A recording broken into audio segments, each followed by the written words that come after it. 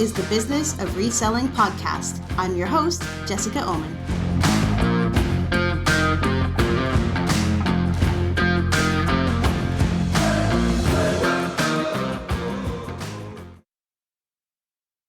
Welcome, everyone, to the Business of Reselling podcast. It has been a minute. And by a minute, I mean 5 months, 6 months since I recorded an episode. I'm always kind of having a crisis about what to do with the podcast. And ever since all the tariff threats and everything started in February, I think my decision was really just to focus on what I could do to keep the business afloat, to stay on top of all of the changes and just, keep my business going. And that kind of meant setting the podcast to the side for an indefinite period of time. Um, of course, as any Canadian seller knows, none of that stuff has been worked out. In fact, it's gotten a lot worse. But for various reasons, and people have been asking me questions about what's going on with tariffs and what they should do with their business, and I haven't had the answers either. So it was difficult to do podcast episodes and give updates when I felt so much uncertainty on my own about what I should be doing with the business. Um, so much so that I didn't feel like giving advice to other people was the best idea for me at the time. So I have taken time off of the podcast, but over the last couple of weeks, with the announcement that the U.S. is removing the $800 de minimis exemption for any shipments from any country coming into the United States, I thought now was kind of a time to come back because this is a pivotal moment. Whereas I gave the advice the last time I did an episode to do nothing was basically the best advice I could give. Now I think it's time for resellers to do something. And I'm referring mostly to Canadian resellers or international ones. If there are any listening to this podcast, let me know if you are from outside of the US or Canada. I'm very curious to see if I have any international listeners. Anyway, sidebar. Where am I going with this? Now, our businesses are changing. This new situation that goes into effect on August 29th, it sounds like it's going to stick. The U.S. is, I'm not going to say turning into a dictatorship. It is one. I'm not going to argue that point. You can disagree with me in the comments, but I won't engage. But that's what's happening down there. And this is just one tiny, tiny piece of that much bigger playbook. So as Canadian resellers, we want to keep our businesses going. This is our livelihoods for a lot of us. For some, it's a side hustle. And the impact may be relatively minimal of largely having to stop shipping to the United States. For some of us, it's full time, and it means completely changing the way we do things or potentially not doing them at all. So this is kind of just a bit of a, I don't know, like an update episode. I'm just going to kind of give you a brief overview of what's been going on in the business for the last few months, and our current plans, which may change by the day, of what we're going to try to do to pivot Storage Warrior to something that can remain successful. So after February, after March, I was giving people the advice, like I said, to do nothing. And I still think I stand by that. It was good advice. I largely didn't make significant changes to my eBay store. We continued to list. We did stop listing mostly made in China items, although even then we were still listing made in China items because we could ship them with Canada Post. We knew that the tariffs weren't being collected through that service, so we just kept doing it. I did start to move certain items over to Poshmark and eBay.ca, and I only moved, I don't know, a couple hundred listings over there. I think we have about 450 listings on eBay.ca. That's up from around 200 in March. But I didn't want to spend a lot of time on it because it was still relatively unclear what was going to happen. Were sales declining already? Yes. Sales have pretty steadily declined since March. The comic book collection that we got at the end of January has been a boon, like the best thing that could have happened to our business all year, and the thing that's mainly sustained us, because it's such a huge collection and we're still haven't processed it all. But Otherwise, sales are relatively declining, and this August has been down 40% over last August. That's month to date. And that's a little bit scary, but we know that on Friday, we know what's going to happen. It'll be down 80% because we'll only be selling on .ca. So if you're an American listening to this, you may not even be aware of how dire this situation is for resellers outside of the United States.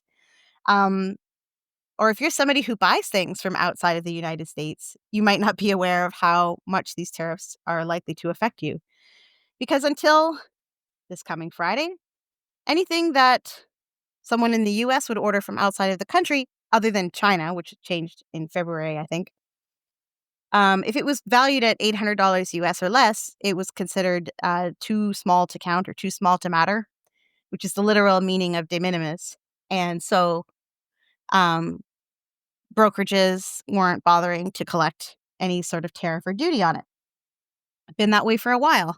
The amount has changed over the years. It was $200 at some point and went up to $800 a few years ago.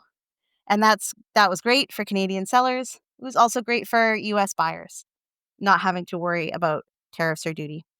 But now that's all going away. And it seems to be largely absent from US media. They don't seem to be talking about it a whole lot. And I've had a couple of interactions with US buyers, and I've said to them, like, look, if you don't order this week, you probably won't get to order at all because of these tariffs. And they're like, oh, wow, I had no idea. So buyer education is a huge component of this. As of Friday, will you still be able to ship to the US? The answer is definitively yes, but tariffs will be applied. So we're still not totally clear on whether Canada Post is going to have a system in place by this Friday to pre-collect the tariffs, which they would then remit to the US government. If they do it, that does give you potentially an option to continue shipping to the United States. Couriers are another option, UPS, FedEx, et cetera, et cetera. Cross-border shippers most likely will not be an option because they don't have those systems in place to collect the tariffs for the most part. So what are the tariffs going to be? Honestly, I have no idea. Nobody seems to actually know definitively. There's a couple of calculators that have popped up online that show you various levels of tariff and duty collection. But we're not 100% sure if they're accurate. They contain sort of acronyms, like I think MFP or something is one of them, which might apply on some items and not on others. To be honest, I am not diving into all of the details of how the tariffs will work because the decision for our business for now is just not to ship to the US until we figure out a new method. I'm not going to go shipment by shipment by shipment to try and figure this out, communicate with every single buyer. Oh, I might have to cancel. Oh, the tariffs are coming, but I don't know what they are. I don't want to do that. It's not, I don't think it's good for, it's not a good use of my time, to be honest. And I don't think our sales, as I said, they're already down 40% in August year over year. I don't think our sales are going to be enough to justify that kind of effort. So, to conclude, I don't exactly know how much the tariffs are going to be. We're going to have to educate ourselves significantly on different items and different categories. All those thousands and thousands of HS codes that tell customs what kind of item is being shipped across, those all matter now. And getting to know all of the tariff rates applicable to every single one of those HS codes is pretty monumental. Even if you have a calculator, it's hard. So it's going to take some time. And many people have said also, oh, what about Kuzma? Aren't our US, Canadian, and Mexican made goods excluded from this tariff situation? The answer is technically yes. But it sounds like there's going to be some paperwork required to be Kuzma compliant, and there's going to be extra stuff that you're going to have to put in the package and declarations that you have to make and so on and so forth. And it's not exactly clear how that process is going to work either. At least it's not clear to me. And that's just because I haven't spent the time to read up on every single last detail. Again, because I think that my time is better spent figuring out what to do instead. So, what are we doing instead? Well, again, that's a little bit up in the air, but we've got some ideas. We've got some ideas. We are planning to either put the store on vacation on Wednesday or remove all of our eBay.com listings. Our eBay.ca already exclude the US, so we can leave those up. If we go on vacation mode, it puts both stores on vacation mode. So I'm not sure if I want to do that. So it'll be one or the other. I'll make that decision on Wednesday and work on it. And we'll just kind of leave it that way for a week or two until we figure out how to proceed with eBay. I do plan to continue listing on Poshmark. We've processed quite a lot of clothing and jewelry in the last couple of weeks with our summer help. So that gives me quite a lot of stuff that I can put up on Poshmark in the meantime to keep some online business going. We're leaning a little bit harder on Facebook Marketplace and Craigslist. That's not something that I love. I don't like the platform. I just don't find it enjoyable. But it's also kind of a function of the kinds of items we've been getting that have necessitated us using those platforms more anyways. We've been getting a lot more unshippable stuff like large bulky items, furniture, lamps, that kind of stuff. And that's just largely in part because most of our sourcing has been through junk haulers. We primarily work with junk haulers to get our inventory. So you just tend to get larger stuff because people throw larger stuff away. So that's there. We can lean on that a little bit harder if we want to work with the junk haulers more closely, something we can pursue to get more local sales. But the thing that we're going to try next is something called Bid Rush. I'm not going to get into a whole bunch of detail about Bid Rush. I'm going to do something separate a little bit down the road, but I'll just tell you what it is and what we're doing with it. So Bid Rush is it's an online auction platform. It's a Canadian platform. These guys are located in, I believe, Toronto. They come from Max Sold, talented guys, like really passionate about this. And I feel that they've built a better mousetrap when it comes to online auctions. And I realize I'm saying a lot with that because I think they launched in July, so like just over a month ago, and they've only run a few auctions. But I like the way the platform works. It's very simple. It's easy to use. It's trustworthy. It integrates with Stripe, so payment processing is very simple.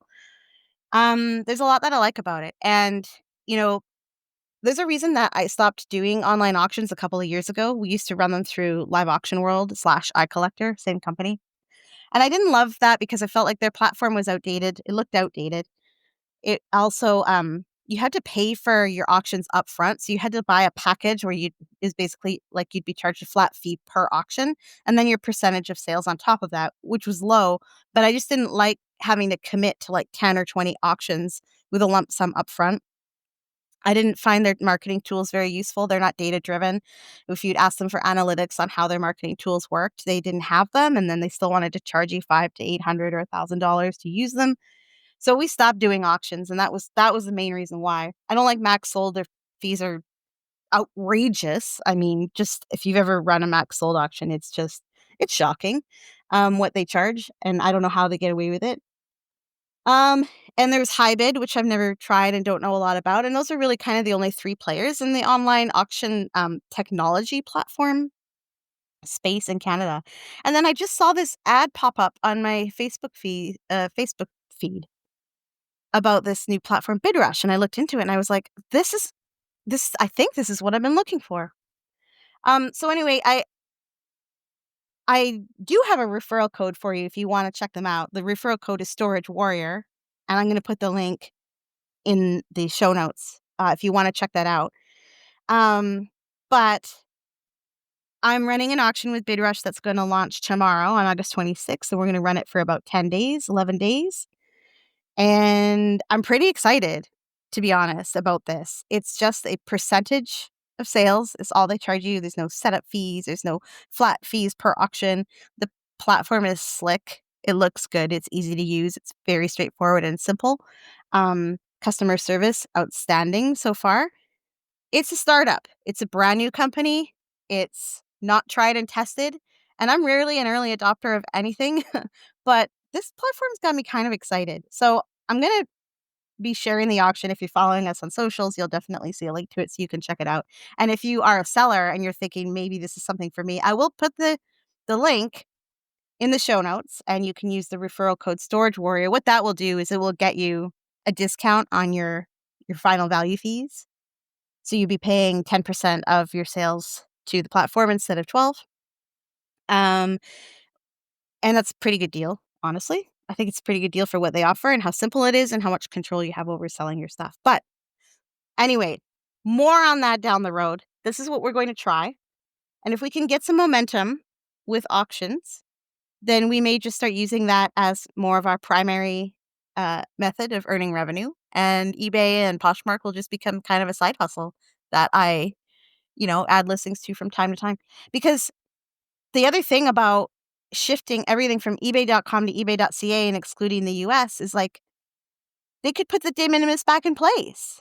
They could decide this isn't working. There could be all kinds of reasons for the orange monster to reverse this decision at any time. And I don't know if I'm willing to put the hundreds of hours it's going to take into moving everything over to another platform if, you know, it might just go away and then I have to move it all back. I don't really want to do that. So I think by trying a new platform and trying this auction process, we're going to engage our audience. We have a mailing list of 3,000 or 4,000 people, build that up, get people in on the auctions, and we'll see if it works. It's an experiment. It's something we can try over the next few months. We're lucky to be in a position where we could take pretty significant time off from the business altogether and not really have to worry too much about anything financially. So have the luxury of being able to experiment with this platform and see if it works. And if it does, it could actually reinvigorate me in the business because I've been feeling not so enthusiastic about it for a while. But this feels new and fun and different, and it kind of gives me some focus and a place to put my energy and my time that I feel like could end up being pretty lucrative. If it's not, then it's not. We didn't lose, right? We have a lot of excess inventory. We have time to run 10 or 15 auctions, and even if they don't do well, then we'll know. Then we'll know. So that's what we're doing. So that's kind of my update episode. I'm going to have more to say on all of these topics, but it has been so long since I talked to you through this computer screen and through this microphone that I wanted to come back, just let you know how things are going. But even more importantly, I want to know how things are going for you. So I hope you'll leave a comment and tell me if you have questions about how this whole tariff situation is going to affect your business. If there's anything I can help with, please ask. If you've made a decision on what you're going to do with your online selling, I would love to hear your ideas. It could help others decide what they're going to do too, because I think most of us are still pretty uncertain about how to move forward at this stage. It's all a little bit scary. It's a little bit sorrowful. And hopefully we can turn that around into some hope and optimism for reselling in Canada. So with that, I will let you go, and we'll be back with another episode in 2 weeks or less. See ya!